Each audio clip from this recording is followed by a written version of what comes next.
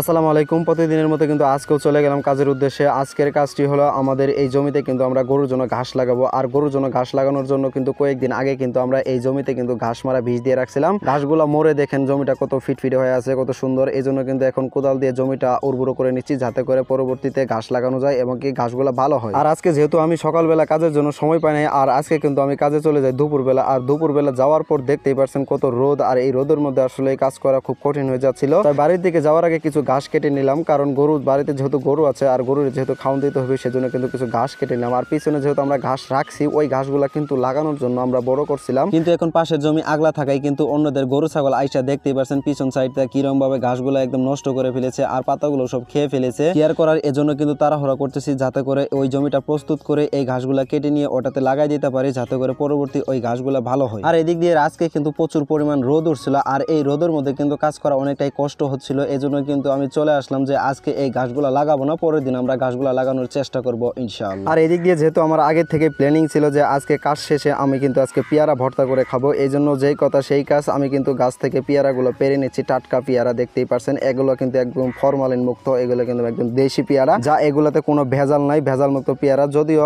কিছুদিন আগে আমাদের এগুলা গাছে কিন্তু প্রচুর পরিমাণ পেয়ারা ছিল, এখন যেহেতু অনেকগুলা পেয়ারা পাকার পরে যেহেতু এখন খেয়ে ফেলেছি, এখন কিন্তু অল্প কিছু পেয়ারা আছে, সেগুলোই পেরে আমি খাওয়ার চেষ্টা করবো ইনশাআল্লাহ। আর এদিক দিয়ে যেই কথা সেই কাজ, দেখতেই পারছেন পেয়ারাগুলো পেরে নিয়ে এখন কিন্তু এগুলো ভালোভাবে পানি দিয়ে ধুয়ে নিচ্ছি। আর ধুয়ে নেওয়ার ফলে এখন কিন্তু এগুলো কাটিং দেবো, কাটিং দেওয়ার পরে কিন্তু এগুলো ভর্তা করে খাওয়ার জন্য উপযোগী হবে। আর আজকে এই পেয়ারাগুলো পারতে সহযোগিতা করেছে আমার ভাতিজা জিলহস, সে কিন্তু আমার পাশেই বসে আছে আর সে কিন্তু ক্যামেরা ধরে আছে। আর দেখতেই পাচ্ছেন পেয়ারা যেহেতু এগুলো একটু দেরি হয়েছে, আর এখন যেহেতু বেশি একটা পেয়ারা নাই, এই জন্যই কিন্তু পেয়ারাতে অনেকগুলো কালো দাগ পড়ে গেছিল। আর বলতে বলতে এদিক দিয়ে দেখতেই পাচ্ছেন আমার পেয়ারা কিন্তু ওগুলো কিন্তু কাটা শেষ। এখন কাজ হলো এগুলোতে মরিচ দিব আর লবণ দিও, লবণ দিয়ে মরিচ দিয়ে এগুলো কিন্তু ভালোভাবে মাখাইতে হবে, তাহলে কিন্তু এগুলো ভর্তার উপযোগী হয়ে যাবে। দেখতেই পাচ্ছেন এখন কিন্তু সুন্দরভাবে এগুলো আমি মাখায় নিচ্ছি। আর এদিক দিয়ে পেয়ারাগুলো মাখানো হয়ে গেলে আমি কিন্তু খেয়ে এটা টেস্ট করে দেখি যে পেয়ারাটা কেমন হয়েছে। আসলে দেখি যে না, ভর্তাটা অসাধারণ হয়েছে। এই জন্য আসলে ক্যামেরাম্যানকেও দেই যে তুই একটু খাইয়ে দেখ, সেও খেয়ে বলে যে না আসলে মজা হয়েছে। তারপর ওরা আরেকটা দেয়, আর এই জন্য দেখতেই পারছেন যে দুজন মিলে কিন্তু খাচ্ছি। আর ওই দিক দিয়ে কিন্তু ছোট বোন আসছিল, তারাও কিন্তু একটু অল্প করে দিলাম, তারাও বলতেছে যে না